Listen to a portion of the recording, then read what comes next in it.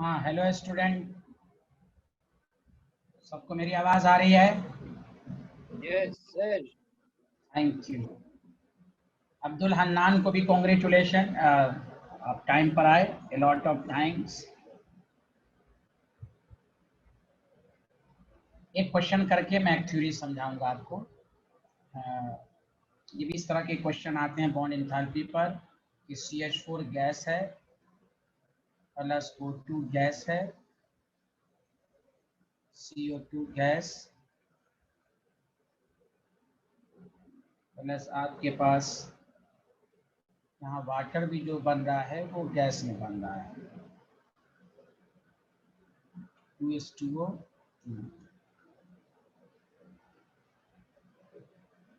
आपको दिया हुआ है बॉन्ड एंथैल्पी ऑफ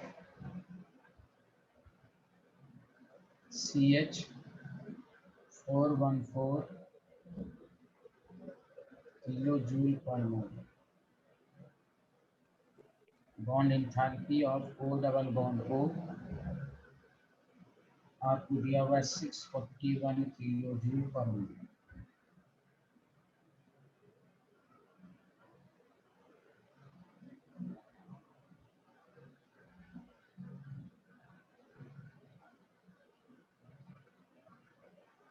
ये C डबल बॉन्ड O लिख लीजिएगा, बॉन्ड ये C डबल बॉन्ड O लिख लीजिएगा, O डबल बॉन्ड O आपको दिया हुआ है 498 किलो जूल पर मोल।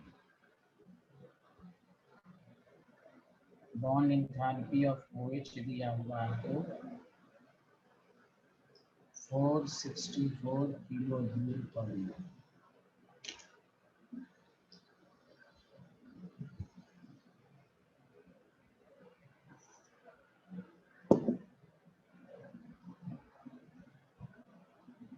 Calculate the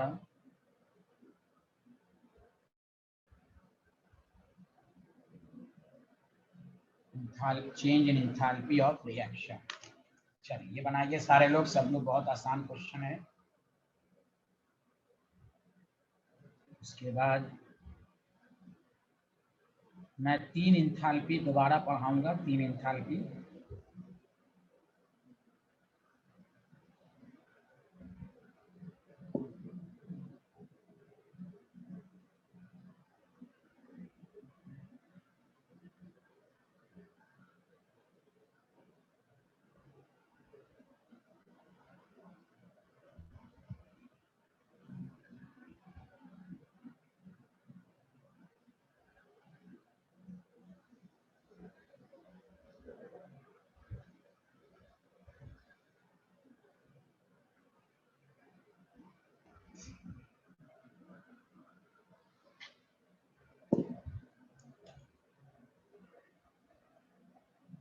तो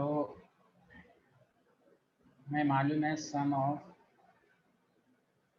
bond enthalpy of reactant, sum of bond enthalpy of moment. अब यहाँ पर देखिए 4 into bond enthalpy of CH plus bond enthalpy of O double bond, ये आपका हुआ वो है 2 into bond enthalpy minus bond enthalpy of moment.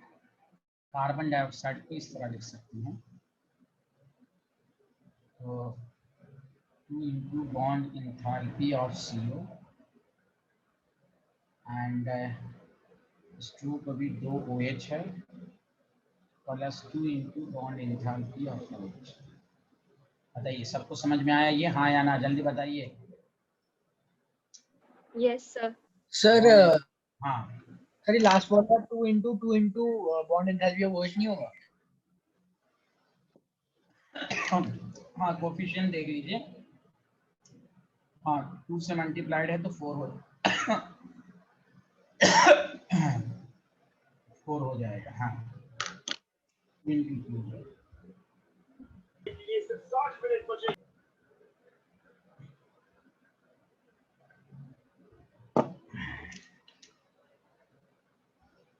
अब सब की वैल्यू पुट कर दीजिए। सॉल्व कर लेंगे।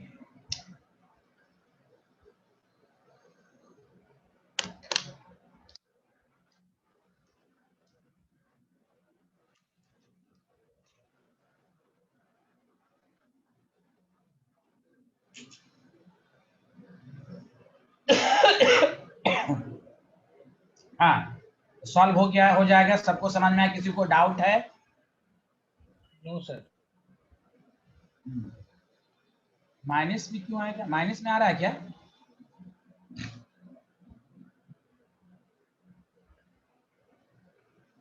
ये माइनस में आ रहा है क्या?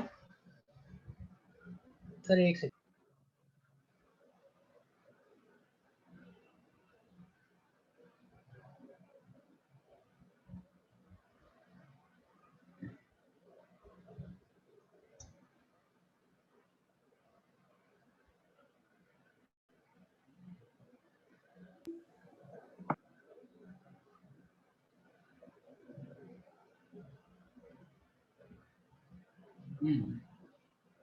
चलिए आप सॉल्व कर लीजिएगा, माइनस में शायद नहीं आना चाहिए, देख लीजिए।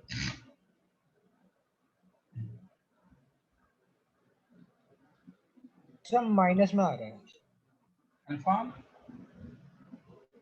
हाँ सर, सर वो रिएक्टेंट समथिंग 2600 कुछ है और ये 3000 में है। 4 into 4 14 आपने किया होगा,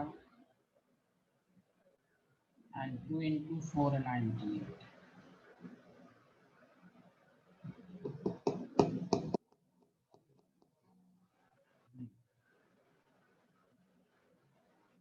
ये रिएक्टेंट में कितना आ रहा है? 265। हाँ हाँ, सही है सही है सही है, नेगेटिव में आएगा क्योंकि कंबशन है ना, रिलीज होगी एनर्जी। चले हाँ, सही है सही है, चले कंबशन है ना ये, हाँ कंबशन नहीं होता तो फिर पॉजिटिव में आएगा। चलिए अब आइए सारे लोग ध्यान दें, इंथैल्पी ऑफ सॉल्यूशन। तो इंथैल्पी ऑफ सॉल्यूशन कुछ नहीं है, लिखिए the enthalpy change.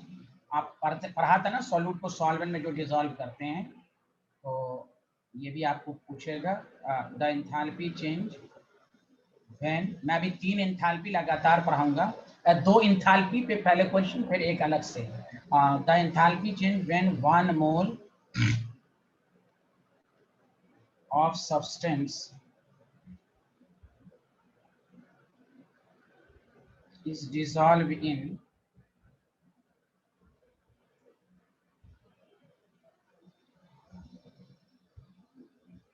a specific amount of solvent,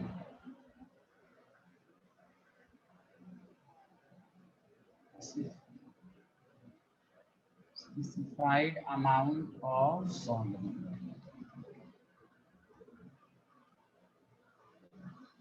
is called। अब इसमें 2-3 पॉइंट इंपॉर्टेंट लिखा देता हूँ। इंथैल्पी चेंज का मतलब हुआ ये एक्सो भी हो सकता है और इंडो भी हो सकता है। जैसे फॉर एग्जांपल KCl सॉलिड है प्लस एक्वस वाटर में डाला गया, इसमें फिजिकल स्टेट चेंज हो जाएगा, आप समझ जाएंगे ये एंथैल्पी ऑफ सॉल्यूशन है। समझा कि नहीं? CuSO4 सॉलिड है प्लस एक्वस है, CuSO4 एक्वस, ये सब एंथैल्पी ऑफ सॉल्यूशन कहलाता है। एंथैल्पी ऑफ सॉल्यूशन बताइए, क्या आप लोगों ने लिख लिया, हाँ या ना?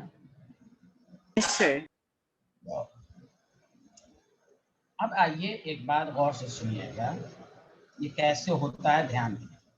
बेसिकली अगर आप इसके कंसेप्ट पर जाएंगे, अच्छा एक मिनट, ओके ओके ओके,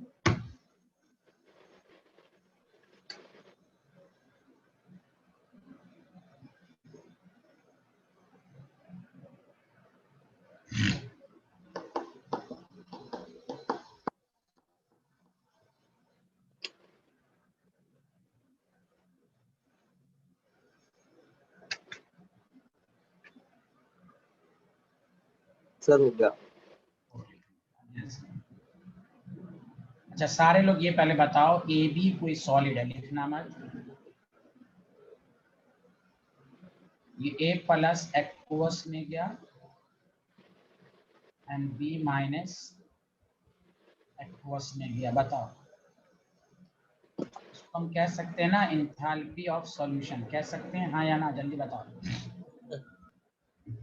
तो देखो इसको कैसे, हाँ इसको मैं हेसेस लॉ से ब्रेक करके दिखाता हूँ। एक बहुत पूछा जाता है कि स्टेटमेंट कौन ट्रू है या। अब मैं आपको केमिकल बॉन्ड में पढ़ाया गया था कि किसी भी कंपाउंड को उसके कॉन्स्टिट्यूएंट आयंस में ब्रेक करना गैसियस स्टेट में। तो आपको मैं पढ़ा चुका हूं कि ये लैटिस एनर्जी होती है, याद है आया? The amount of energy required to dissociate one mole of the ionic compound into the gases ion. अब देखो सारे लोग ध्यान देना, अब यही वाटर के साथ जब रिएक्शंस करेगा तो एक्वस में कन्वर्ट होगा। तो बताओ, तुम लिख सकते हो ना enthalpy of solution is the sum of lattice enthalpy plus, इसको कहते हैं वाटर के साथ रिएक्शन को हाइड्रेशन एंथैल्पी। क्या कहते हैं जल्दी बोलो। अभी हाइड्रेशन एंथैल्पी की डिफिनेशन भी लिखवाऊंगा मैं, गौर से सुनो। तो ये ऑब्जेक्टिव में कभी कभी आता है। तो देखो यहाँ से यहाँ तक पहुँचने में हम 2 स्टेप का भी इस्तेमाल कर सकते हैं। तो हाइड्रेशन एंथैल्पी का मतलब ही हुआ कि किसी भी आयंस का, अभी नेक्स्ट टॉपिक वही है।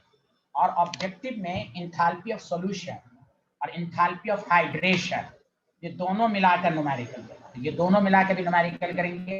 एंथैल्पी ऑफ सॉल्यूशन का मतलब the enthalpy change when one mole of the solute dissolve in a specified amount of the solvent.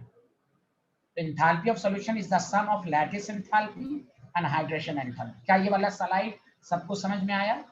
Yes sir आया। Yes sir. हाँ लिखिए, ये स्टेटमेंट में आ सकता है आपको कि ये क्या है। हाइड्रेशन एंथैल्पी अभी मैं आपको समझाऊंगा। अभी शॉर्ट फॉर्म में समझो, वाटर के साथ किसी भी आयंस का जो इंटरेक्शन होता है उसको हाइड्रेशन एंथैल्पी कहते हैं। कल आपका केमिकल इक्विलिब्रियम स्टार्ट होगा। इस चैप्टर को भी 2 पार्ट में आप पढ़ेंगे, पहले केमिकल इक्विलिब्रियम, उसके बाद आएंगे।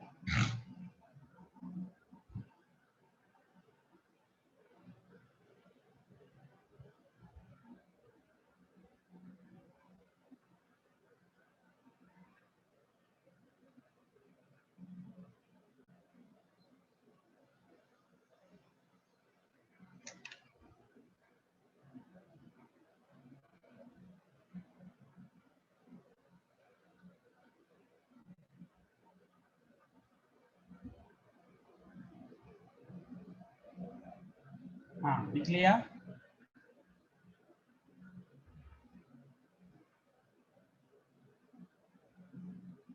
कुछ तो बोलिए, लिख लिया? हाँ सर। क्या मैट्री और गौरव साहू ने लिखा? Yes sir. Gaurav Sahu yes sir. Completed, लिख लिया? जी। अब सुने, देखिए न्यूमेरिकल पर अगर कमांड करना है तो 3 बातें आपको एंथैल्पी ऑफ सॉल्यूशन के बारे में याद रखनी है कि आपको देमसेल्फ ये मालूम हो कि एंथैल्पी ऑफ सॉल्यूशन कब एक्सो होगा, कब एंडो होगा। जनरली एंथैल्पी ऑफ सॉल्यूशन जो होती है वो एंडो होती है, क्योंकि आप देखो कंपाउंड को तुम डाले, आयंस में ब्रेक हो गया। जहां बॉन्ड ब्रेक होता है एनर्जी रिक्वायर्ड होती है, एंडोथर्मिक होती है। But enthalpy of solution of some substance is exo. तो आपको मैं आइडिया ट्रिक्स दे देता हूं कि आप कैसे समझेंगे कि एंथैल्पी ऑफ सॉल्यूशन, चूंकि जानबूझ के आपको हो सकता है किसी का सॉल्यूशन पॉजिटिव में लिख के, लेकिन आपको जब न्यूमेरिकल में सॉल्व करेंगे तो नेगेटिव में। तो पहला आप तो याद रखेंगे enthalpy of solution is generally endothermic. तो लिखना शुरू करें कि enthalpy of solution, enthalpy of solution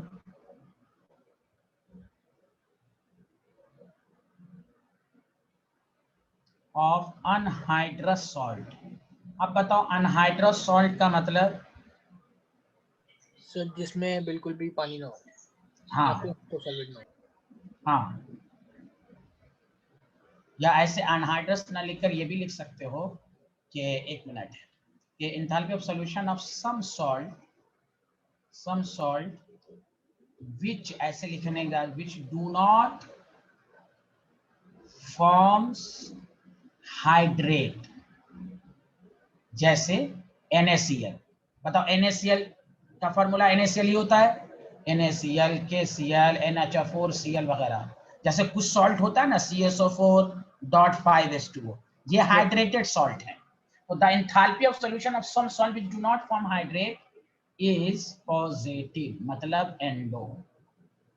जैसे आपको कोई KCl एक्वस दे दिया है, सॉलिड दे दिया, प्लस एक्वस या वाटर दे दिया,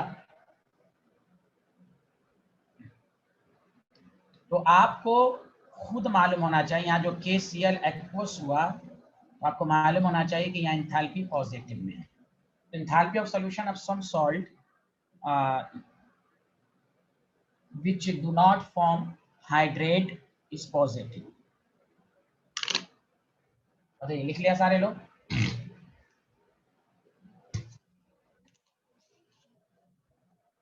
जल्दी बोलिए, लिख लिया? Yes, sir.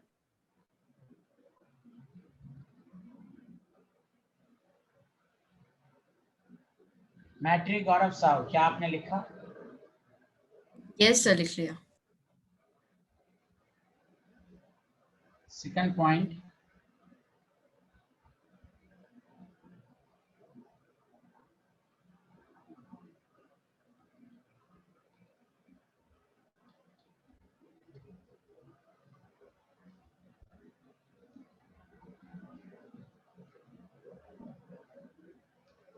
जो हाइड्रेट बनाते हैं इज नेगेटिव, क्योंकि कंबाइन कर रहे हैं ना, हाइड्रेट बनाना, बनाने का मतलब कंबाइन करना, एक्सोथर्मिक।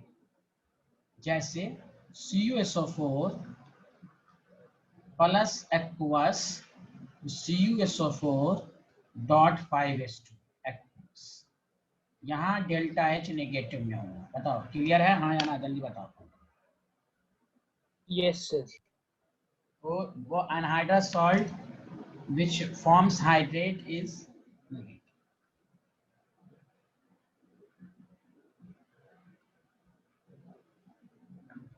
अब सुनो अच्छे से, लिख लिया सारे लोग?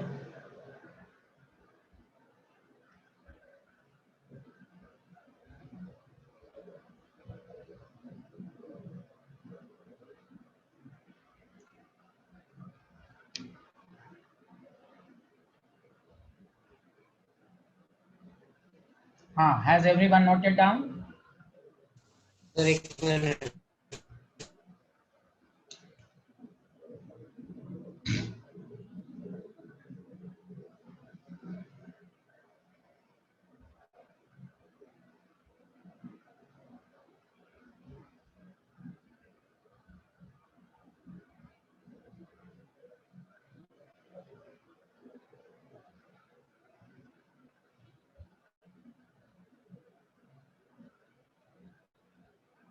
तीसरा पॉइंट, द एंथैल्पी ऑफ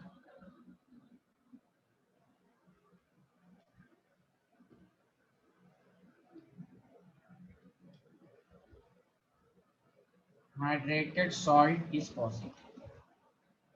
अच्छा सुनो सारे लोग, फर्क समझो। CuSO4.5H2 इसका अगर पूछा जाए, सुनो इधर, ये पॉजिटिव ही होगा। यहाँ लाइन सुनो, वो ये अनहाइड्रस है, ये कंबाइन करके हाइड्रेट, लेकिन कोई हाइड्रेटेड सॉल्ट की सॉलिबिलिटी पूछी जाए, सुना सारे लोग, दोनों में फर्क समझो, तो ये डेल्टा H पॉजिटिव होगा। Enthalpy of solution is generally positive. तीन बातें, वो सॉल्ट जो हाइड्रेट नहीं बनाता पॉजिटिव होगा, वो सॉल्ट, वो अनहाइड्रस सॉल्ट जो कंबाइन करके हाइड्रेट बनाता है नेगेटिव होगा। लेकिन हाइड्रेटेड सॉल्ट की सॉल्युबिलिटी इज पॉजिटिव। बोलो आया, दोनों में फर्क समझ में आया, हाँ या ना? Yes, sir. हाँ, बस ये तीन लाइन आपको याद रखना है। अब एक और एंथैल्पी पढ़ते हैं, फिर दोनों मिला के 2-3 न्यूमेरिकल करेंगे।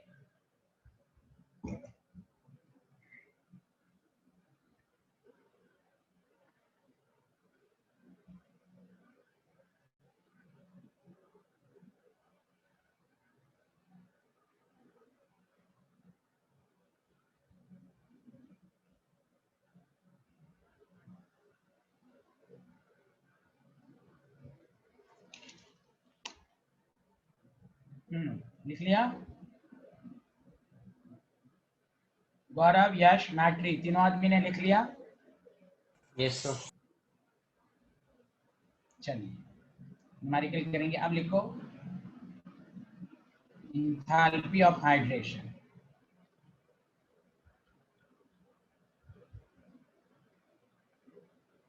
या हाइड्रेशन एंथैल्पी, इसकी दो डिफिनेशन होती है। हम यहाँ जो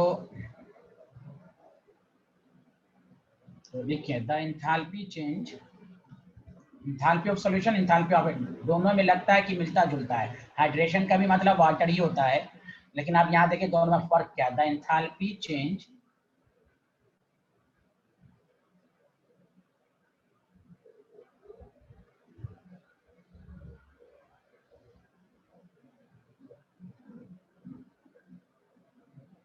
हाँ मानसवीन अनम्यूट करके बोलिए, क्या पूछ रहे हैं? सर थर्ड वाले में वो आयंस पे ब्रेक नहीं होता है? ये वाले में नहीं, ये तो पूरा आप केमिकल 1 पढ़ चुके हैं ना। डी ब्लॉक है, डी ब्लॉक में फ्राजांस को लगेगा, ये पूरी तरह आयंस में ब्रेक नहीं होता, ये हाइड्रेटेड ही फॉर्म में रहता है। ये सॉलिड है, हाइड्रेटेड सॉल्ट है, वाटर को एब्जॉर्ब करके बॉन्ड तो ब्रेक हुआ, सॉलिड से एक्वस हो रहा है ना, तो बॉन्ड तो ब्रेक कर रहा है। बोलिए एक्वस है, वो थोड़ा सा मुलायम सॉफ्ट हो जाएगा। Okay, yes sir. कभी कभी नमक में नहीं देखते बावर्ची खाने में थोड़ा सा भींगा हुआ दिखता है नमक, समझा कि Yes, नहीं? कभी कभी हाँ, तो वही है, वही चीज समझिए आप। एक होता प्योर सॉलिड, ये देखिए एक्वस हो गया, बॉन्ड ब्रेक, इसलिए पॉजिटिव है। Okay, yes sir. आयंस में नहीं होगा। The enthalpy change when anhydrous salt और partially hydrated salt combines with suitable amount of water. Suitable amount of water is called hydration enthalpy. अब देखिए दो, enthalpy of solution, enthalpy of hydration को मैं theory से भी समझाऊंगा, न्यूमेरिकल से भी समझाऊंगा। The enthalpy change when anhydrous salt or partially hydrated salt combine with suitable amount of water को हम कहेंगे हाइड्रेशन एंथैल्पी। चलिए बताइए, लिख लिया सारे लोग? Yes, sir. अब सुनिए, हाँ मैट्री, गौरव, साहू, यश, क्या आप तीनों ने लिख लिया? Yes, एक मिनट। sir. हाँ आराम से लिखिए। ओके,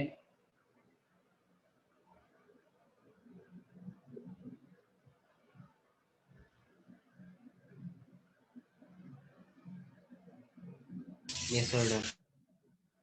अब देखिए ध्यान दीजिए सारे लोग, CuSO4 सॉलिड है, प्लीज सुनो, H2O लिक्विड है, तो ये क्या किया, CuSO4 डॉट 5H2O बना, तो यहाँ 5 लिख देंगे। जानते हो एक enthalpy of solution, enthalpy of hydration में फर्क समझिए। क्या फर्क समझिए? No change in physical state, solid पहले भी था, सॉलिड अभी भी है, दोनों में फर्क समझ में आया, हाँ या ना? अरे बोलो यार। Yes, sir. अगर ये एक्वस हो जाता तो एंथैल्पी ऑफ सॉल्यूशन। दूसरी बात, इट इज ऑलवेज नेगेटिव, क्योंकि कंबाइन कर रहा है, ये हमेशा combine, it is always negative. Hydration enthalpy always negative. और देखो फिर सॉल्यूशन में फिजिकल स्टेट चेंज हो जाएगा, सॉलिड से aqueous. Did you understand everyone? अरे did you understand everyone? Yes, sir. अरे आप ही बोल रहे हैं ना, और सबको नहीं आ रहा समझ में? आ रहा है सर समझ। अच्छा हाँ ठीक, हाँ ठीक ठीक ठीक। एक चीज पूछनी थी। हाँ बोलिए बोलिए गौरव जी। जैसे आपने AB वाला बताया, AB आपने लैटिस एनर्जी से गैस में चेंज अच्छा किया। हाँ ये हाँ ठीक है, हाँ हाँ फिर उससे मिलाया, क्या कहते हैं, वाटर, हाइड्रेशन हाँ एनर्जी। वाटर, हाँ यस यस। आपने अभी कहा क्या कहते हैं, स्टेट चेंज नहीं होगी तो गैस तो एक्वस में बदल गया, तो वो स्टेट चेंज नहीं हुई। नहीं ये हमने कहा कि हाइड्रेशन एंथैल्पी, मैंने अभी एक वर्ड बोला था, दो डिफिनेशन होती है, यहाँ पर हम आयंस नहीं लिखा है, देखिए यहाँ वर्ड, यहाँ वर्ड देखिए, हाँ है ना।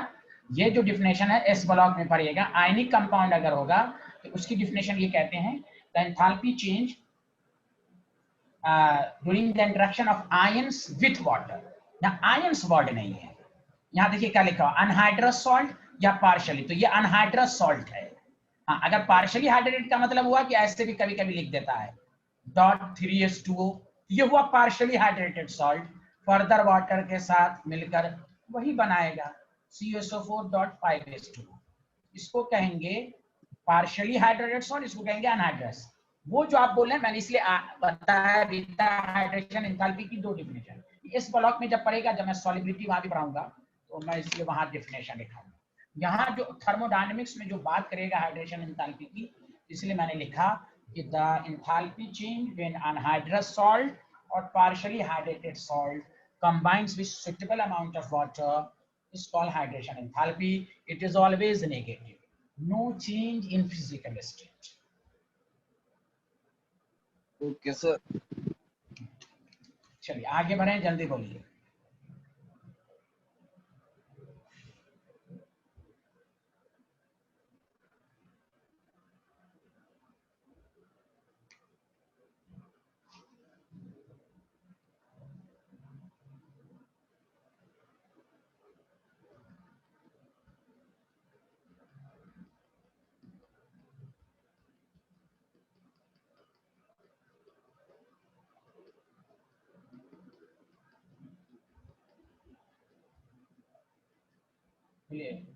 मैट्री, गौरव एंड यशवर्धन लिख लिया?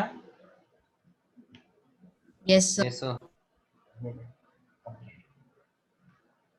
गौरव जी लिख लिया? हाँ जी सर। चलिए न्यूमेरिकल से मैं न्यूमेरिकल दूंगा, फिर उसके बाद एक टॉपिक शुरू करूंगा। न्यूमेरिकल लिखेंगे, इस पर न्यूमेरिकल कैसे आएगा। The enthalpy of solution of anhydrous CuSO4 and CuSO4.5H2O is minus 15.8 and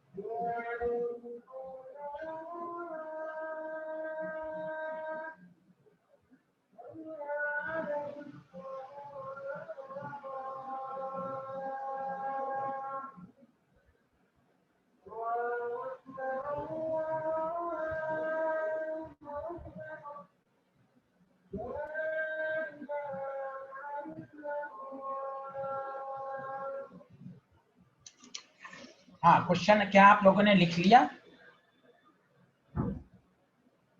अरे बोलिए ना। Yes, sir.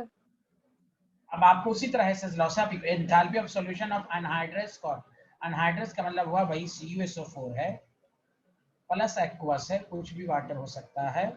Enthalpy of solution में आपको मालूम है फिजिकल स्टेट क्या हो जाता है, चेंज हो जाता है। ऑब्वियसली ये 5H2O एक्वस, यहाँ डेल्टा H आपको दिया equation number 1 minus 15.8। Obviously anhydrous salt की एंथैल्पी नेगेटिव में आती है। दूसरा दिया हुआ है कि CuSO4.5H2O solid plus aqueous solution CuSO4.5, देखो सारे लोग एक्वस है, इसका पॉजिटिव में होता है इसलिए पॉजिटिव में दिया हुआ 2.7। 2.8। हमें रिक्वायर्ड इक्वेशन उसी तरह करेंगे। रिक्वायर्ड इक्वेशन है enthalpy of hydration of CuSO4। आपको मालूम है CuSO4 solid plus 5H2O liquid aqueous वही हुआ तो आप करेंगे CuSO4.5H2 और हाइड्रेटेड कह रहा है ये सॉलिड ही में होगा। अब ये इक्वेशन इस दोनों की मदद से लाना है। तो मुझे ये नहीं चाहिए, बताओ प्रोडक्ट नहीं चाहिए ना, इसमें भी जो प्रोडक्ट इसमें वही प्रोडक्ट इसमें भी है कि नहीं, जल्दी बोलो, अरे बोलो, अरे यार तुम लोग हाँ में हाँ नहीं मिला तो जल्दी बोलो ना। ये दोनों हमें एक्वस वाला नहीं चाहिए। आवाज नहीं आ रही मेरी? Yes, sir. Yes, sir. आ रही है सर। हाँ, तो अब खुद सोचो हमें क्या करना होगा। तो हमें क्या करना पड़ेगा, देखो ये जाना चाहिए प्रोडक्ट साइड, तो सिंपल 1 - 2 कर दो या 1 + रिवर्स 2 कर दो। 1 + रिवर्स ऑफ 2 सही लिखा या गलत लिखा, जल्दी बोलो। जब रिवर्स करोगे 2 को तो ये इधर चला जाएगा, ये इधर आएगा। जब ये इधर आ जाएगा तो ये और ये कैंसिल आउट हो जाएगा और आपको रिक्वायर्ड इक्वेशन बन जाएगी। Did you understand? Yes. Yes, sir. हाँ, बस ये बहुत आसान है। तो delta H is equal to 1 - 15.8। Reverse करोगे तो ये भी माइनस में प्लस, पहले प्लस कर देते हैं, और ये जब तुम रिवर्स करोगे तो ये प्लस में वैल्यू थी तो -2.89, तो देखो नेगेटिव में वैल्यू आएगी। हाइड्रेशन नेगेटिव में ही आती है। तो वो छोटा सा क्वेश्चन है, बट ये तो याद रखो एंथैल्पी ऑफ सॉल्यूशन और हाइड्रेशन मिलाकर इसी तरह क्वेश्चन देगा। Did you understand? Did you understand? जल्दी बोलो। Everyone got it? हाँ, yes, yes. Thank you very much. चलिए आगे बढ़े। बताइए सब लोग को अच्छा आया? ये न्यूमेरिकल समझ में आया?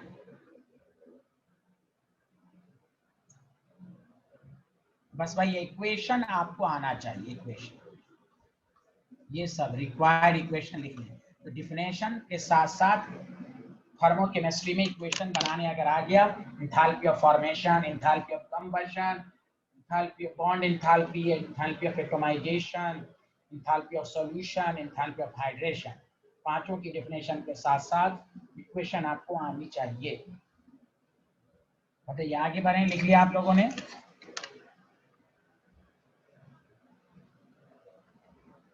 मैट्री, ये गौरव और सर? हाँ बोलिए।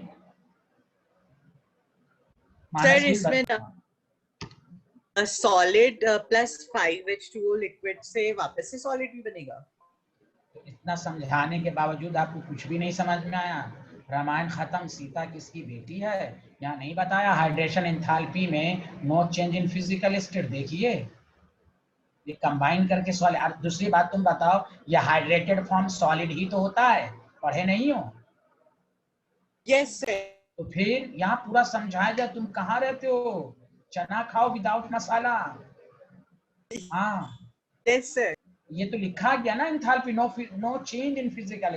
और हाइड्रेटेड सॉल्ट क्या होता है? सॉलिड होता है। जब डिसॉल्व करोगे ना तब वो सॉल्यूशन के लिए वो एक्वस में चेंज हो जाता है। हाइड्रेशन एंथैल्पी में नो चेंज, इसलिए सब तो लाइन लिखाया गया इट इज ऑलवेज नेगेटिव। मेरे बाबू मानस बिन शाह, बोलिए शाह भाई, आया समझ में? Yes sir. हाँ गुड। सर एक बार वो क्या कहते हैं मुझे साइड दिखाना, इसमें अगली साइड दे दो। अगली स्लाइड ये, इसको सॉल्व कर लीजिए भाई। सॉल्व कर लिया? सर ये नहीं सर, अभी आपने कही 2H2 और 3 को हाँ हाँ हाँ अभी बता। ये लिख लिया सारे लोग ये वाला स्लाइड? सर अरे मेरे को हाँ चीज पूछनी थी। गौरव ये लिख लिया? क्या बोलो गौरव? सर जो रिक्वायर्ड इक्वेशन में हमारी 5H2 कैसे आया? क्योंकि मैंने किया ना तो मेरे को CH4 नहीं, कॉपर सल्फेट का फॉर्मूला ही होता है। ये जानबूझ के एक्वस भी लिखा हुआ है तो समझिए 5 वाटर है ये। CuSO4.5 ब्लू विट्रॉल जिसको कहते हैं, ब्लू विट्रॉल। ओके या और मैं आपको बता दूं ये CuSO4 5H2O वाटर ये है, ये फॉर्मूला होता है। लेकिन जानते हैं इसमें वाटर क्रिस्टलाइजेशन एक ही है, 5 वाटर क्रिस्टलाइज। अगर तुमसे पूछते how many number of water crystallisation, नहीं, तो इसका एक्चुअल फॉर्मूला ऐसे लिखते हैं। देखिए स्टाइल, ये 11th के एनसीईआरटी के हाइड्रोजन चैप्टर का क्वेश्चन है और ये आईआईटी में 3-4 दफा पूछ चुका है। How many number actual number of water crystallisation in CuSO4.5H2O? Only one. इसको आप पढ़िएगा कॉम्प्लेक्स कंपाउंड कहते हैं, दिस इज कॉल्ड लिगेंड। तो 5 वाटर मॉलिक्यूल हैं लेकिन एक्चुअल वाटर क्रिस्टलाइजेशन एक ही है। दूसरा इसमें सबसे इंपॉर्टेंट एक दफा आईआईटी में पूछा जा चुका है, ये ऐसा बॉन्ड है जिसमें आयनिक बॉन्ड भी है, हाइड्रोजन बॉन्ड भी है, कोऑर्डिनेट बॉन्ड भी है, कोवैलेंट बॉन्ड भी है, चारों बॉन्ड इसके अंदर है। ये मैं हाइड्रोजन चैप्टर जो होगा उसमें पढ़ाऊंगा। ये 11th के एनसीईआरटी का क्वेश्चन है और जी सब में इतनी दफा ये पूछ चुका है, मैं क्या बताऊं आपको। आप पढ़िएगा पी ब्लॉक में, समझा? तो ऐसे यहाँ पर 5 ही लेना है, समझ गए? सर आपने बोला आयनिक, हाइड्रोजन, कोवैलेंट और कोवैलेंट, कोऑर्डिनेट, कोवैलेंट, चारों bond, ionic, hydrogen bond, coordinate bond, covalent bond. ये आएगा ना, काहे को लिख रहे हो यार, आएगा वहां पढ़ाएंगे। हाइड्रोजन चैप्टर 11th में एनसीईआरटी के इंटेक्स का क्वेश्चन है ये, और आईआईटी नीट में तो बहुत दफा पूछ चुका है ये क्वेश्चन। चलो बताओ भाई, किसी को डाउट तो नहीं है? आगे बढ़े। अरे बोलो भाई। Yes, sir. सब चुप क्यों हो जाते हो यार, बोलो ना। लिख लिया? Yes, sir. हाँ क्या? हाँ हर्षित, तुमको क्या तुम क्यों, कौन वाला स्लाइड चाहिए था? यस सर, यस यही यही यही यही यही यही यही, जल्दी लिखो। यही यही यही करने लगते हो, जल्दी लिखो मेरे दोस्त। हाँ, अरे अब्दुल को आ रहा है, अब्दुल खसपेल। सर। चलो आपने एक क्वेश्चन लिखी है, हाँ बोलो हर्षित। सर जो आपने नीचे क्वेश्चन लिखी है, ये किस चीज की क्वेश्चन है? ये वही है, ये अल्लाह, मैं तो समझाया था ना, व्हेन अनहाइड्रस सॉल्ट या partially hydrated okay okay salt. Sir, हाँ, तो दिस इज हाइड्रेटेड है, इसमें कोई वाटर नहीं है। हो सकता है आपको ऐसे भी लिख के पूछ दे तो तुम समझो कि 2 वाटर है, तो ये, तो इसको कहेंगे पार्शियली हाइड्रेटेड, इसको कहेंगे कंप्लीट अनहाइड्रस, इसको कहेंगे पार्शियली हाइड्रेटेड, ये भी हो सकता है अनहाइड्रेटेड। ओके, मानस बिन शाह, डाउट क्लियर हुआ आपका? Yes, sir. चलिए अब आइए इस चैप्टर का लास्ट टॉपिक। ये स्कूल के एग्जाम में नहीं आएगा लेकिन कंपटीशन में आता है। टॉपिक डालें enthalpy of neutralisation.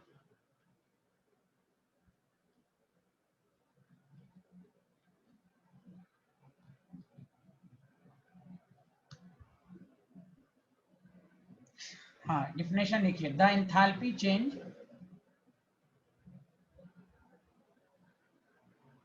when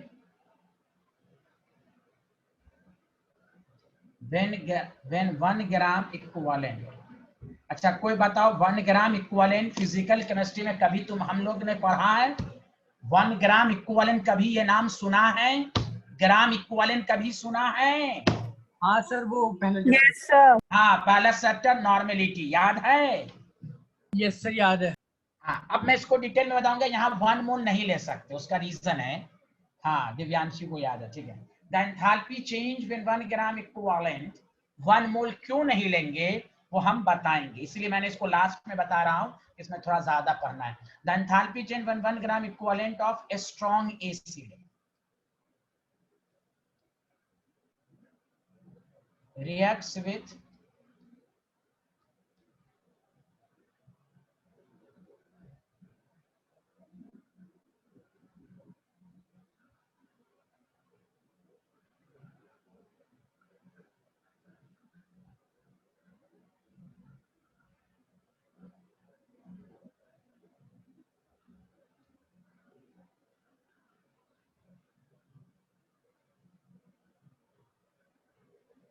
strong base, वही है न्यूट्रलाइजेशन का मतलब यही होता है। The enthalpy change when 1 gram equivalent of a strong acid react with 1 gram equivalent of a strong base to form salt and water। आसान definition है, लेकिन इसमें जो 1 ग्राम क्यों लिया वो मैं बताऊंगा। to form salt and water is called neutralization।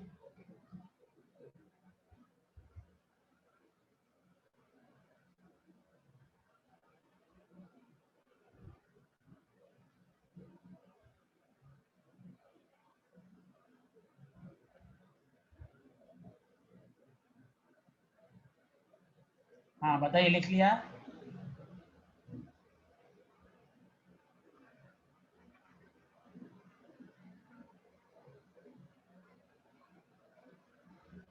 Definition तो आसान है, सबको समझ में आया होगा। यस सर, आगे समझ। हाँ, न्यूट्रलाइजेशन। अब बस इस पर हम लोग थोड़ा सा दिमाग लगाएंगे कि 1 ग्राम इक्विवेलेंट क्यों लिखा रहता है, वो इस पर थोड़ा सा है। चलिए, लेकिन स्ट्रॉन्ग एसिड ही वर्ड आना चाहिए। हाँ सर, अगर वीक होगा, वो अभी तो शुरुआत किया है, वो सब डाउट क्लियर होगा कि सर अगर हम वीक लेंगे तो क्या होगा, तो धीरे धीरे अभी समझ में आएगा, अभी तो पहले शुरुआत ही हुई है। चलिए, लिख लिया सारे लोग? मैट्री, गौरव एंड यशवर्धन, बिष्ट, लिख लिया? Yes, sir. Yes sir. Okay, thank you. Gaurav ji लिखा? आप भी बोलिए। हाँ जी, हाँ जी। हाँ, you are 3 reference point my lecture. तीनों ने लिख लिया, तो उम्मीद है कि सब लिख लिया होगा। तो तीनों का नाम इसलिए मैं लगातार बोलता हूँ, दूसरों को तकलीफ नहीं होनी चाहिए। हाँ, यहाँ देखें, अब देखिए, HA जो है हमने मान लिया ये स्ट्रॉन्ग एसिड है। अच्छा, पहले आइए गौर से सुनिए, 1 मिनट। मैं अगर आपसे ये कहूं कि 1 मोल ऑफ HCl है, तो आपको मालूम है ये 1 मोल ऑफ H प्लस देगा, हाँ या ना? जल्दी बोलो। Yes sir. ठीक है, ठीक है। अच्छा, 1 मोल ऑफ H2SO4 तो हम लिख सकते हैं ना 2 मोल ऑफ H प्लस देगा। अरे बोलो बोलो बोलो। Yes sir, yes sir. Yes sir. अरे सब लोग मिल के बोलो, तभी समझ में आएगा, जल्दी बोलो इसमें। Yes, clear sir. है? हाँ, ठीक, वेरी गुड। केमिस्ट्री कहता है अगर हम 1 ग्राम इक्विवेलेंट ऑफ H2SO4 ले लें, ये 1 मोल ही H प्लस देगा। दोनों में फर्क समझ लें अच्छे से। ग्राम इक्विवेलेंट लगाने से, मैं इसको प्रूफ करूंगा, ग्राम इक्विवेलेंट लगाने से वो हमेशा एक ही मोल देगा। दोनों में फर्क है, दोनों में फर्क है। 1 मोल ऑफ H2SO4 बोले 2 मोल ऑफ H प्लस।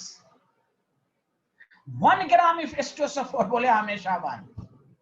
अब रीजन सुनो, दिमाग लगाओ, दिमाग लगाओ। नॉर्मेलिटी इज इक्वल टू होता है मोलारिटी इनटू एन फैक्टर, याद है सबको?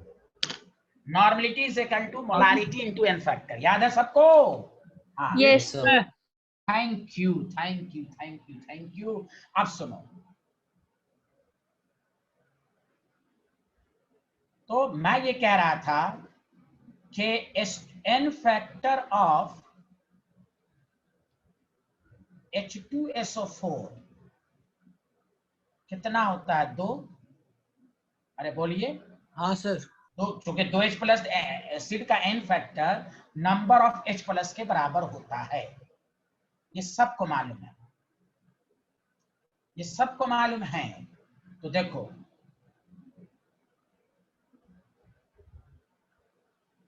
यहां पर अगर हमने ये कहा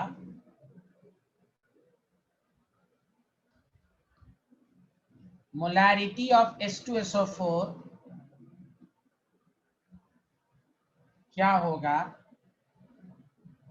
तो नॉर्मेलिटी बाय एन फैक्टर। तो नॉर्मेलिटी, या आप ऐसे नहीं समझिए, मैं थोड़ा दूसरे स्टाइल से समझाता हूँ।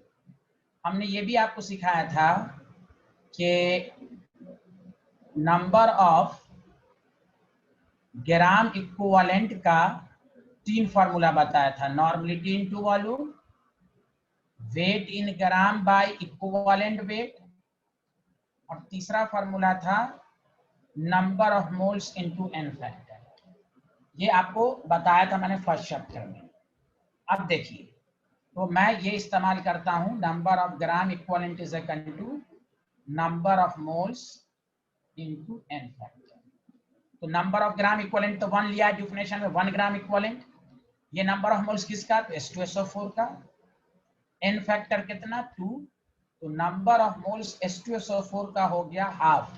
बताओ ये समझ में आया, हाँ या ना? जल्दी बोलो। Yes sir. सब लोग मिलके बोलो, ये लाइन आया समझ में? अब सुनो, सारे लोग मिलके बोलो, number of moles of H plus क्या हो जाएगा? हाफ। कितना हो रहा है? 2, तो 2 2 कैंसिल, 1 हो जाएगा। बोलो हाँ या ना? H प्लस का मोल 1 ही रहेगा कि नहीं? अरे बोलो Yes, यार। हाँ, हाँ सर। तो देखो 1 ग्राम इक्विवेलेंट लिए, तो देखो 1 ही मोल ऑफ H प्लस आया कि नहीं? अरे जल्दी बोलो। Yes sir. हाँ, इसीलिए इसीलिए केमिस्ट्री कहता है, गौर से सुनो, 2m, सुनना अच्छे से, 2m H2SO4 है, तो मैंने बताया था मोलारिटी ऑफ H प्लस क्या करोगे, टोटल कोफिशिएंट 2 into 2 कर दोगे, लेकिन 2NH2SO4 है तो नहीं होगा। इसमें हम ये नहीं कह सकते कि H प्लस की normality 2 into 2, no no, compound का भी 2 तो H प्लस की भी नॉर्मेलिटी 2 ही होगी। क्लियर? क्यों? मोलारिटी के फॉर्मूले में मोल्स शामिल है, मोल्स शामिल है, number of moles per unit volume, और नॉर्मेलिटी में मोल शामिल नहीं है, नंबर ऑफ ग्राम इक्विवेलेंट पर लीटर। ओ माय गॉड, आया समझ में कि नहीं आया? दोबारा सुनो, Yes, दोबारा। नहीं आया, नहीं आया आप लोगों को? दोबारा सुने, दोबारा सुने। 2NH2SO4 तो H प्लस की मोलारिटी ऑफ H प्लस क्या बताया था, बताओ? 2 into 2 होता था कि नहीं? बोलो बोलो। हाँ सर। Yes sir. लेकिन अगर 2NH2SO4 है ना, तो नॉर्मेलिटी ऑफ H प्लस क्या होगा? 2 ही होगा। No coefficient should be taken, no any multiplication. क्यों? उसका रीजन यही है कि 1 gram of equivalent of H2SO4 हमेशा 1 मोल ही ऑफ H प्लस देगा। Did you understand? Did you understand? अरे यार आप बोल ही नहीं रहे हो यार, बोलो ना, बोलो ना। अगर तुम्हें हाँ, फिर से सुनो, 1 मोल ऑफ H3PO4 है तो यहां पर H प्लस का मोल 1 और 3 हो जाएगा, 3 मोल। लेकिन 1 ग्राम इक्विवेलेंट ऑफ H3PO4 तो हमेशा 1 मोल ऑफ He प्लस होगा, ये कहा गया। आया समझ में? अगर ग्राम इक्विवेलेंट लग जाए, नॉर्मेलिटी लग जाए, तो जो कंपाउंड का होगा वही उसके कंट्रीब्यूटिंग आयंस का होगा। बोलो बोलो, आया? Yes, sir. हाँ, तो देखो, आप सुनो अच्छे से, आप सुनो, आप सुनो, आप सुनो, आप सुनो अच्छे से, प्लीज सुनो। सर इससे पहली वाली स्लाइड एक बार दिखा दीजिए। कौन वाली स्लाइड? कौन? ये इसके बाद याद वाली मैं slide. अभी कुछ भी नहीं लिख पाया है। अभी रुको रुको, वो तो समझाया था, अभी मैं एक्साइटेड स्टेट में हूँ, रुको अभी। हाँ, तो मैं ये कह रहा था, गौर से सुनिएगा, HCl है, NaOH है, तो बताओ, गौर से सुनो, यहाँ पर एक ही H प्लस है, एक ही OH है, हाँ या ना? जल्दी बोलो, जल्दी बोलो। Yes, Yes, sir. sir. ठीक है, कंप्लीट न्यूट्रलाइजेशन होगा, चाहे तुम यहाँ पर 1 मोल बोलो या 1 ग्राम इक्विवेलेंट बोलो, एक ही H है, एक ही OH है, न्यूट्रलाइज हो। लेकिन सुनो, अगर H2SO4 लोगे और NaOH होगे तो बताओ, यहाँ 2H प्लस, अगर मोल ले लेंगे तो 2H प्लस आएगा, और यहाँ एक OH आएगा, 2H प्लस, क्या एक OH से न्यूट्रलाइज हो सकता है?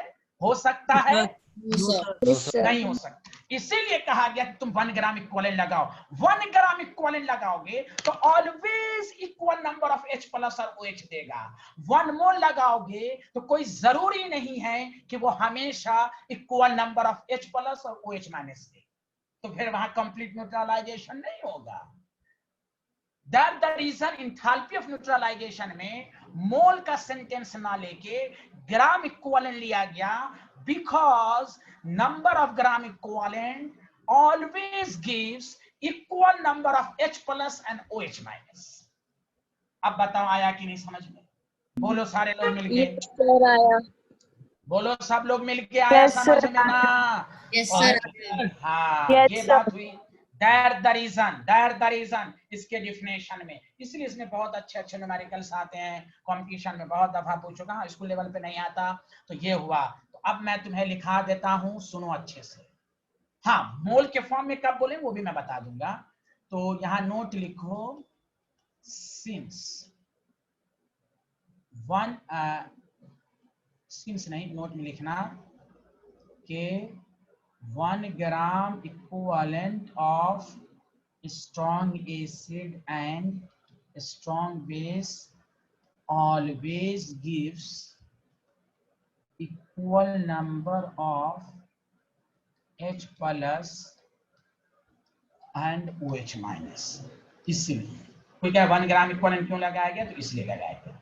बताओ बताओ बताओ, क्लियर है यहाँ तक? अब सुनो, ये तो आ गया सबको समझ में, हाँ या ना, जल्दी बोलो। Yes, sir.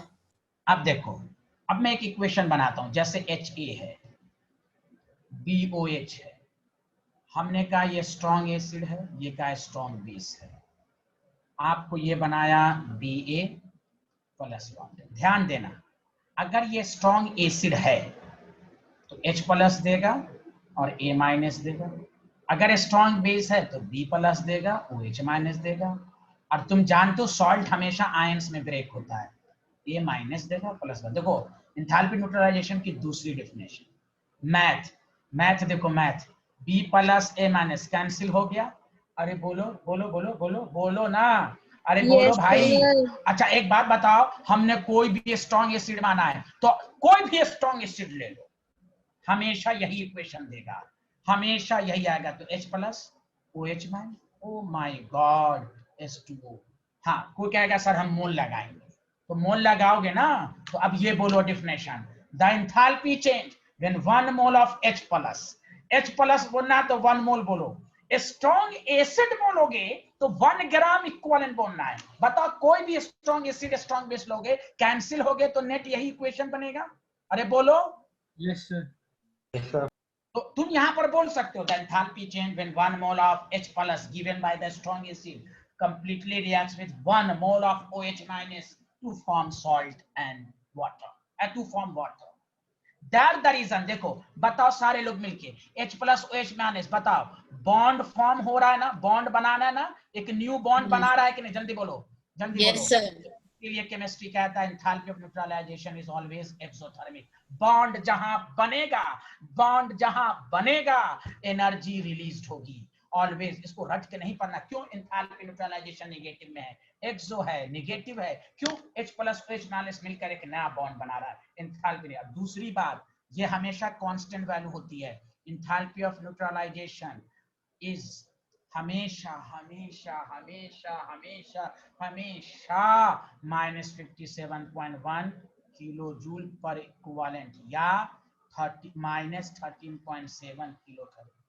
अब सबको कंफ्यूज, सर ये कैसे हो सकता है, HCl और NOH रहेगा और H2SO4 तो हम हमेशा, क्यों, खुद सोचो एंथैल्पी ऑफ न्यूट्रलाइजेशन सिर्फ इस बात पर डिपेंड करता है कि स्ट्रॉन्ग एसिड स्ट्रॉन्ग बेस रहे, नेचर पर डिपेंड नहीं करता। क्यों, कोई भी स्ट्रॉन्ग एसिड लोगे तो हमेशा एक ही तरह का बॉन्ड बन रहा है कि नहीं, बताओ, हमेशा एक ही तरह का बॉन्ड बन रहा है, हाँ या ना, जल्दी बताओ। Yes, sir. तो हमेशा जब एक ही तरह का बॉन्ड बन रहा है तो एक ही तरह की एनर्जी रिलीज होगी, और उस वैल्यू को याद कर लो, एंथैल्पी ऑफ न्यूट्रलाइजेशन इज -57.1। हाँ अगर स्ट्रॉन्ग की जगह कोई वीक लो लोगे तो मामला गड़बड़ा जाएगा, दोनों को स्ट्रॉन्ग ही होना है। ये जो लिखा गया है enthalpy of neutralisation by default ये ऑलरेडी है, स्ट्रॉन्ग एसिड और स्ट्रॉन्ग बेस ये ऑलरेडी है, क्यों, डिफिनेशन में स्ट्रॉन्ग एसिड स्ट्रॉन्ग बेस लिखा गया है। अब कोई को समझ में नहीं आता कि सर ये कैसे हो सकता है कि HCl है फिर भी एंथैल्पी वही है, H2SO4 और NaOH है फिर भी एंथैल्पी वही है। कहिए नहीं, ये नेचर पर डिपेंड नहीं करता, दोनों स्ट्रॉन्ग एसिड है स्ट्रॉन्ग बेस है, तो हमेशा एंथैल्पी ऑफ न्यूट्रलाइजेशन कांस्टेंट होगी और उसकी वैल्यू -57.1 किलो जूल होगी, बिकॉज कोई भी एंथैल्पी न्यूट्रलाइजेशन बॉन्ड हमेशा एक ही तरह का बनाता है, हमेशा एक ही तरह का बॉन्ड बनेगा तो एक ही तरह की एनर्जी रिलीज।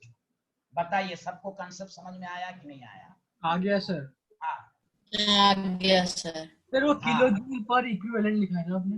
किलो जूल पर इक्विवेलेंट, अब मोल भी ले सकते हैं, अगर 1 मोल होगा तो 1 मोल भी ले सकते हैं, इक्विवेलेंट भी ले सकते हैं। ओके, और सर ये जो वैल्यू है सिर्फ स्ट्रॉन्ग एसिड और स्ट्रॉन्ग बेस के लिए है ना? Obviously what does mean enthalpy neutralisation का, व्हाट डज मीन, देखो डिफिनेशन क्या है, मैंने अभी बोला भी क्या है मैं आपको बाबू, अगर इसमें से दोनों में से कोई एक चीज भी वीक लोगे तो इससे कम वैल्यू आएगी, वो हम बाद में लिखवाएंगे। हाँ सर बोल गया।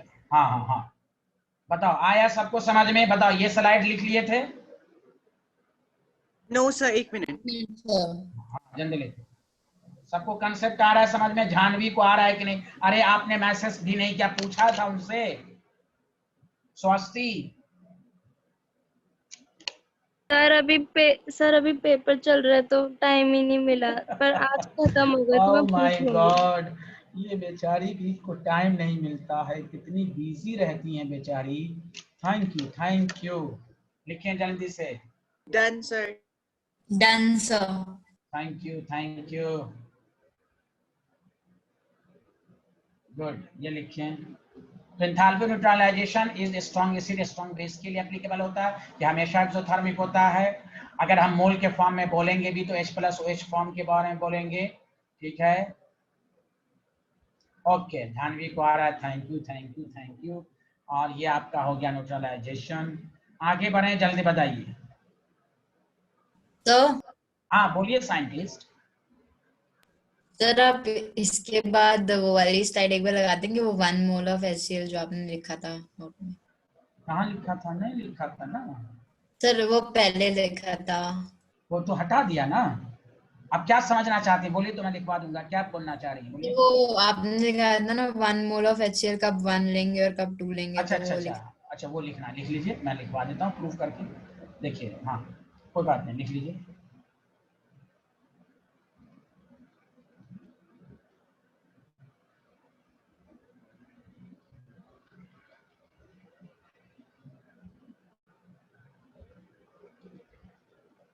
इसमें एक ही H है तो चाहे मोल लगाओ या ग्राम इक्विवेलेंट लगाओ, बदवा बराबर है।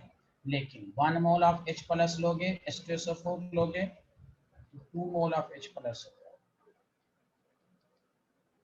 इसको एक ब्रैकेट में क्लोज करके लिख लो। और लेकिन 1 ग्राम इक्विवेलेंट ऑफ H2SO4 लोगे तो 1 मोल ऑफ H+ होगा। कोई कहे क्यों? कहोगे gram equivalent is equal to number of mole. अच्छा पहले इसको लिख लो, पहले इसको लिखो सारे लोग। Done sir. अगर कोई कहे आपको कि ये लिख लिया सब लोग? नहीं सर। प्रूव करना चाहो तो देखो, gram equivalent is equal to number of moles, ये तो पहले चैप्टर में पढ़ा चुका हूँ, into n factor. Gram equivalent 1 है, number of moles of H2SO4 n factor 2 है। सर तो यहाँ number of moles of H2SO4 half हो गया, number of moles of H+, half mole है टोटल, और 2 H+ देगा तो 2, 1 हो गया। तो बस देखिए 1 ग्राम इक्विवेलेंट माना, तभी तो 1 ही आया कि नहीं, जल्दी बताइए। और इसी से Yes, प्रूफ हो क्या है sir. ना, तो ये हाँ चलिए लिख लीजिए। अब आप कह रही हैं तो चलिए लिख लीजिए, आगे बढ़ते हैं। यस सर, लिख लिया। हाँ, तो ये कोई भी कहे प्रूफ करके देखा तो नॉर्मलिटी या ग्राम इक्विवेलेंट लिख हो जाता है ना, तो चाहे कुछ भी रहे, कोफिशिएंट 2 रहे 3, उससे मतलब नहीं है, हमेशा 1 ही देगा। That the reason in enthalpy neutralisation में हम ग्राम इक्विवेलेंट ही लगाते हैं। बताइए लिख लिया सारे लोग, हाँ या ना? एक minute.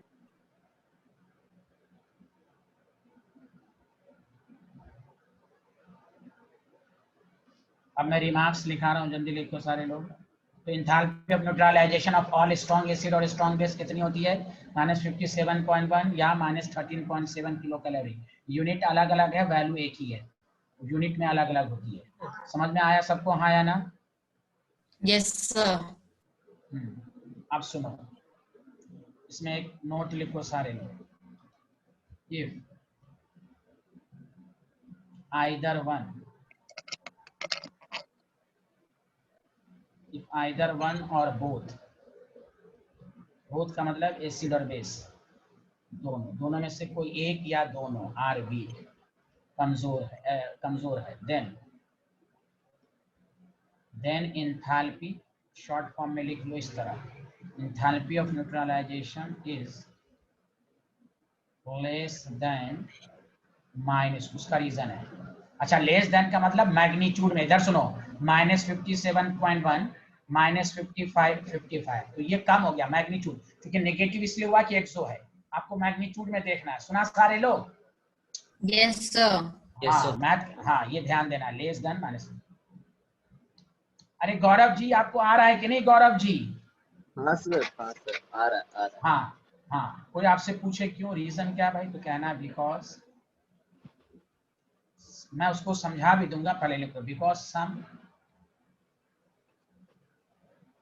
some amount of energy is utilized, खर्च हो जाती है, to ionize weak acid और weak base। अब मैं बताता हूं आपको, पहले लिखिए तो।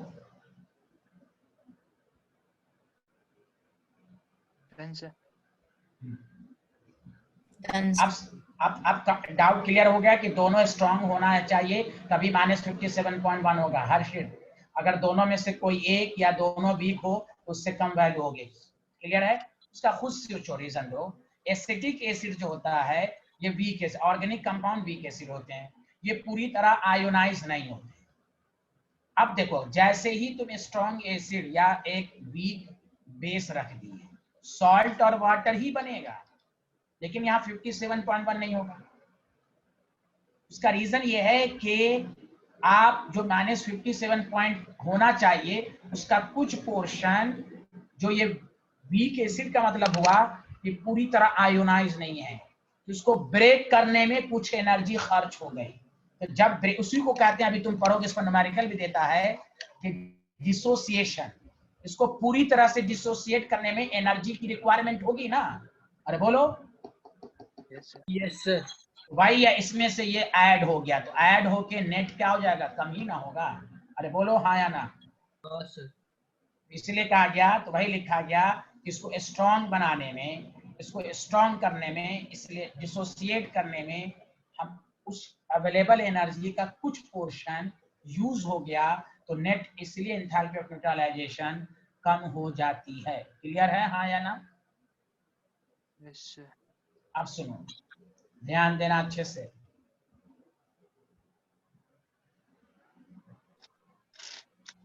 अब कंसेप्ट को क्लियर करो। बीए है प्लस वाटर है, कंसेप्ट क्लियर। हमने लिखा 1 ग्राम इक्विवेलेंट, और ये स्ट्रॉन्ग एसिड है, ये भी मैं बता दूं, strong acid, strong 1 gram equivalent. बताओ एंथैल्पी ऑफ न्यूट्रलाइजेशन कितना लोगे, जल्दी बताओ। डेल्टा एच कितना लोगे? -57 किलो जूल। ठीक है, अब देखो, ध्यान देते रहना आप अच्छे से। H2SO4 है, +2 NaOH है, ध्यान देना, और NO2SO4 बनेगा, +2H2। अब इसमें 2 क्वेश्चन पूछा जा सकता है। ए पार्ट, अगर हम यहाँ पर 1 ग्राम इक्विवेलेंट लें, 1 ग्राम इक्विवेलेंट लें, तो डेल्टा एच वही रहेगा, -57.1। लेकिन ये ए हुआ। बी सुनो, अगर हम ग्राम इक्विवेलेंट ना लेके मोलारिटी ले लिया, 1 कैपिटल एम, तो डेल्टा एच डबल हो जाएगा, -257.1। क्योंकि मोलारिटी का मतलब मोल ना हो गया, और जब मोल हो गया तो 2H प्लस ये देगा, एक OH और 2 OH मिलके डबल नहीं हो जाएगा? बोलो बोलो बोलो। Yes sir. अरे यार, बोल ही नहीं रहे हो तुम लोग, क्यों नहीं बोल रहे हो? 2 इंटू, हाँ, -57। देखो, ग्राम इक्विवेलेंट का मतलब एक ही H प्लस, ग्राम इक्विवेलेंट का मतलब एक ही OH, यही रहेगा। मोलारिटी के फॉर्म में ले ले तो 10 डबल हो जाएगा। Did you understand? Did you understand? Yes Yes, sir. sir. हाँ, वेरी गुड, वेरी गुड। अब सुनो, जैसे तुम्हें न्यूमेरिकल देगा, जैसे मैं तुम्हें क्वेश्चन दे रहा हूं, और तुम बताना। आगे बढ़ें, आगे बढ़ें। Yes yes yes sir. 2 question से तुम्हारा ये बेसिक से क्लियर होगा। सर एक बार पीछे वाले दिखा दो बस। हाँ जरूर जरूर गौरव जी, आप अजीम शख्सियत हैं, जरूर।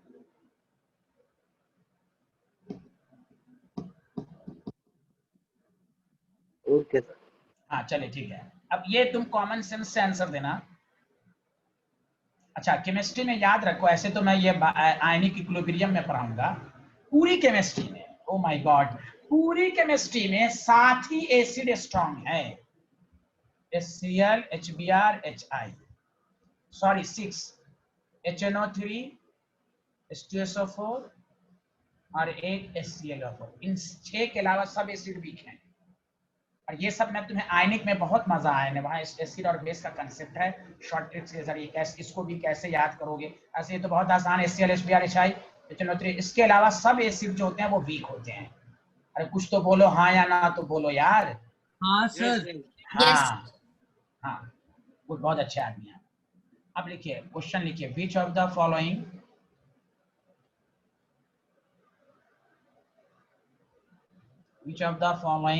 ये मैं क्वेश्चन दे रहा हूं थ्योरी को मजबूत करने के। Following acid liberates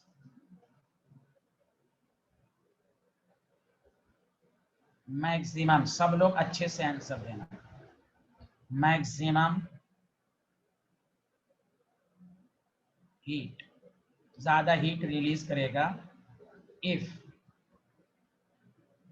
they are neutralised, अगर इन सब का reaction neutralised by 1 capital M NaOH।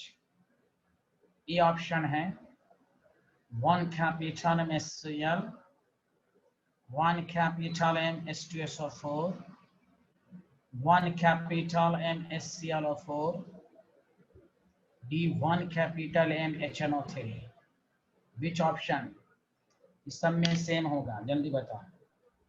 1M है, इक्विवेलेंट नहीं है। बताओ किसमें ज्यादा एनर्जी हीट, जब HMHCl का NH के साथ हो, या 1MH का इसके साथ हो, या HCl4 के साथ हो, HNO3 के साथ हो। बताओ किसमें ज्यादा हीट लिबरेट होगी? जल्दी बोलो।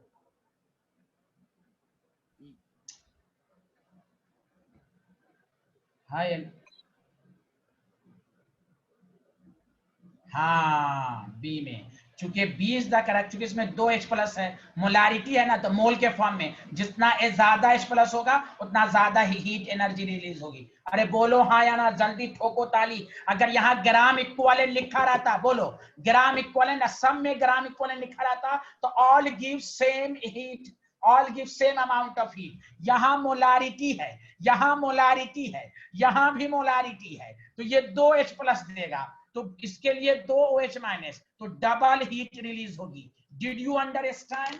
Did you Yes, sir. Understand? Yes, sir. तो देखो रिलेट करने आ रहा है, डिफिनेशन, डिफिनेशन रिलेट करने आ रहा है, बोलो ना यार तुम लोग। हाँ हाँ, ये है, नेचर पर डिपेंड नहीं करेगा कौन ज्यादा स्ट्रॉन्गर है, no, all are stronger acid.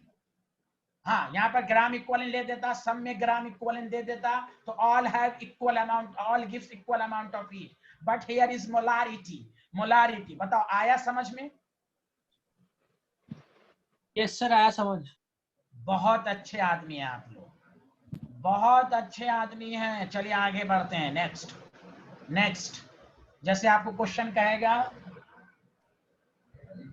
Calculate, calculate the,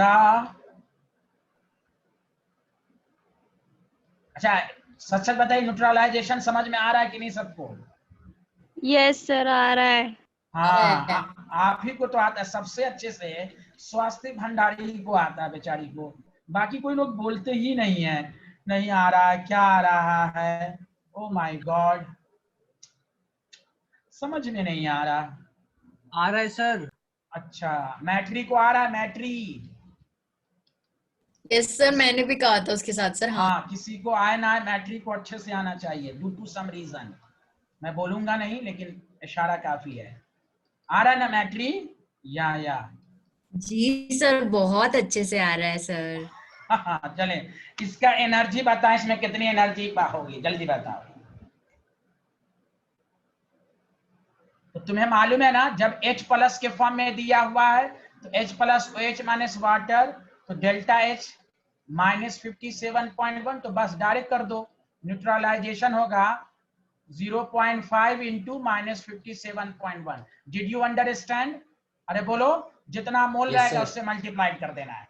अब देखो H प्लस, हाँ है ना, सर समझ गए। हाँ क्लियर हो रहा है ना सबको, कंसेप्ट क्लियर हो रहा है छोटे छोटे क्वेश्चन से। अब देखो दूसरा क्वेश्चन, यहाँ H प्लस ही के फॉर्म में, तो इसलिए मैंने सामने इक्वेशन भी लिख लो, H प्लस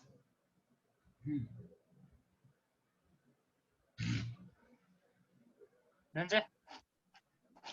ओके, अरे खसपेल जी आ रहा है ना? Yes, sir. हाँ, आगे बढ़ें। मैट्री, गौरव साहू और मानसविन और यशवर्धन, चारों दोस्त ने लिख लिया? Yes, sir. Yes, sir. हाँ, good good good good. B का आंसर तुम लोग देना। 0.5 mole of H plus answer देना। एंड अगर दोनों का मोल डिफरेंट दे दे, अब बताओ तुम लोग कितना कौन, हाँ बताओ डेल्टा यहाँ पर नीचे इंथैल्पी ऑफ न्यूट्रलाइजेशन बताओ कितना होगा।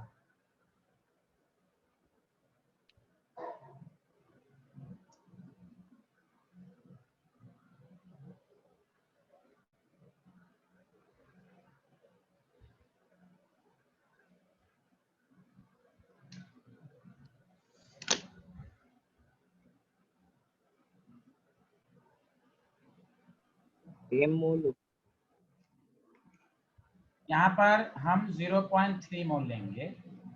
लिमिटिंग रिएजेंट पढ़ाया था ना, जो पूरी तरह कंज्यूम्ड हो जाए, प्रोडक्ट उसी पर बनता है। अरे बोलो बोलो बोलो, याद आया? ये बिहारी जो है बच जाएगा। 0.3 और इसका 0.3 तो न्यूट्रलाइज कराएगा ना, तो 0.2 तो इसका एक्स्ट्रा चला जाएगा, वो कंटेनर के अंदर रहेगा। बिहारी एक्सेस में है तो हम जो कम में रहा उसी को लेंगे। बताओ, सबको समझ में आया? Yes, sir. Yes, sir. हाँ हाँ, वेरी गुड वेरी गुड। आप देखो दूसरे तरह का क्वेश्चन इसका, देखो देखो। कल इक्विलिब्रियम सब लोग टाइम पर आएंगे भाई, केमिकल इक्विलिब्रियम। और देखिए कल मानसविन सब लोग इनके लिए दुआ करेंगे, प्रार्थना करेंगे कि कल टाइम पर आए। वो लिख लिया? Yes, sir, लिख लिया। Yes, sir, लिख लिया। अब देखें सी, देखिए ये आप देखिएगा, आपको इस तरह भी दे सकता है, कोई जरूरी 200 ml, मैंने कहा था ना पहला चैप्टर ही पर ये सब है। 0.2 mSCl प्लस, ऐसे भी दे सकता है 150 ml ऑफ 0.2 mNaOH। तो मैं खुद बताता हूँ, जब इस तरह का क्वेश्चन रहे तो तुम इसको देखो, तो नंबर ऑफ H प्लस निकाल लो, मोलारिटी इनटू वॉल्यूम। मोल्स कैसे निकालते हैं? मोलारिटी इनटू वॉल्यूम, याद है? 0.2 मिलीलीटर में 1000 से डिवाइड करेंगे। This is style. तो 0.2 है तो 0.04। बोलो बोलो बोलो, सबका निकाल लेंगे मोल? अरे बोलो ना मेरे दोस्त। Yes, sir. हाँ, अब यहाँ देखो, यहाँ पर नंबर ऑफ OH माइनस है, 150 ml है, 0.2 है, 1000 से डिवाइड, 1000 एक कैंसिल। अच्छा, नीचे 15 दूना 30 और 15 दूना 30, 0.03। अब ये मोल आया, तो हमें दोनों के मोल बराबर नहीं है। लिमिटिंग रिएजेंट जो कम में रहा है उसी से हम -57.1 कर देंगे। Did you understand? Did you understand? Thank you very much. बहुत अच्छे आदमी हैं आप लोग। बताइए, आ रहा है ना समझ में? हर तरह का क्वेश्चन करवा रहा हूँ भाई मैं, हर तरह का क्वेश्चन करवा रहा हूँ मैं। बोलो बोलो, आ रहा भाई सबको? Yes, Yes, sir. sir.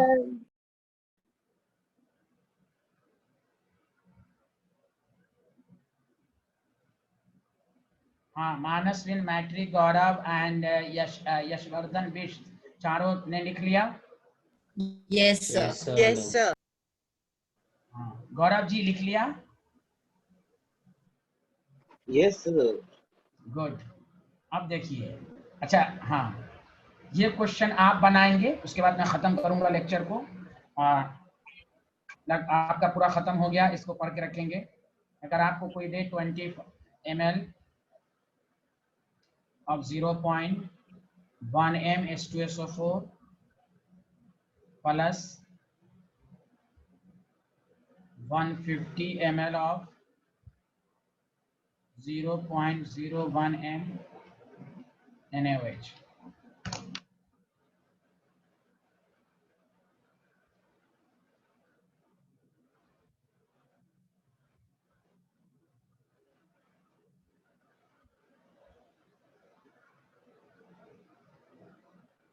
ये आप अपने से बताइए।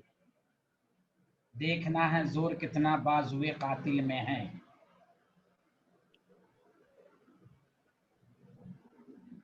तो ये जो महीना पर्व का आ रहा है तो उसमें आप लोग छुट्टी तो नहीं करेंगे? सर अगर आप दोगे तो कर लेंगे। Yes sir. अरे वो निष्कर्ष सर है भाई, वो कहेंगे हमको क्या है। हाँ हाँ, वो तो निष्कर्ष सर है। नहीं नहीं, सारे पर्व में छुट्टी होगी, सबका त्योहार किए हैं। हिंदुस्तान की यही तो खूबसूरती है, जब ईद बकरीद में छुट्टी होगी तो आप होगी, जरूर होगी। निष्कर्ष सर हैं आपको, निष्कर्ष सर भी फ्री तो नहीं रहेंगे ना पर्व में।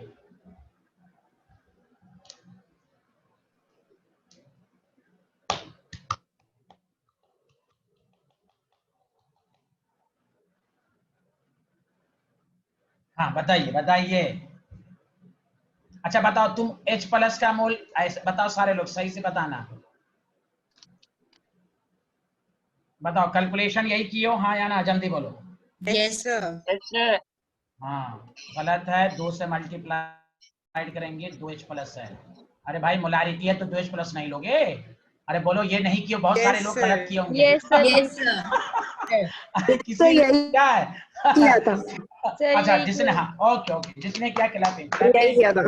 हाँ हाँ, जिन्होंने नहीं किया वो भाई नशे में ना रहे, चना खाएं। हाँ प्रेजेंस ऑफ माइंड रहा है भाई। यहाँ 2H प्लस करेंगे और नंबर ऑफ OH माइनस जो होगा 150 0.01 या एक ही है, इसलिए मैंने दिया जानबूझ के 1000। तो तुम देख लो, कैलकुलेट कर लोगे, जो कम रहेगा उसी से डिवाइड कर मल्टीप्लाइड कर दोगे, Yes, sir. Yes, sir. है ना? कर है कि नहीं? Yes, sir. चलिए आज इतना ही, okay bye bye, thank you. कल मुलाकात होगी, कल न्यू चैप्टर स्टार्ट करेंगे। Thank you sir. Bye, sir. Bye bye, thank you thank